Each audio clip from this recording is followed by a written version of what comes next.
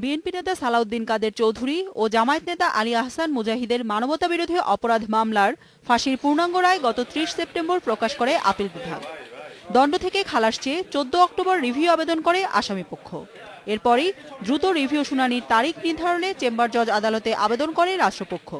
Chamber জজ আদালত ২রা নভেম্বর আপিল বিভাগের নির্ধারিত বেঞ্চে শুনানির জন্য তারিখ নির্ধারণ করেছেন।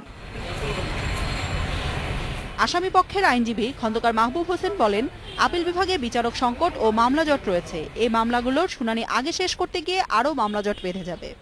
১.৫ মাস বিচারের বন্ধ থাকার ফলে শত শত মামলা, অন্যান্য ধারা যেমন রিট, সিভিল, ক্রিমিনাল মামলাগুলো শুনানির অপেক্ষা আছে। এখন যদি এই মুহূর্তে যদি আপিল বিভাগ এইটা শুনানি শুরু করে তাহলে দীর্ঘ সময় যাবে, আমাদের মাঝখানে আর ১ মাস সময় আছে। অন্যদিকে অ্যাটর্নি জেনারেল মনে করেন, এ মামলার শুনানি শেষ করতে বেশি সময় লাগার কথা নয়। আর আইনেই বলা আছে, এ মামলা সর্বোচ্চ প্রাধান্য দিয়ে শুনানি করতে হবে। ভীষণ রকম তড়িৎ গতিতে বহু মামলা নিষ্পত্তি হয়েছে। কাজেই এখন এই যুক্তি এটা চলবে না যে অনেক মামলা পেন্ডিং আছে।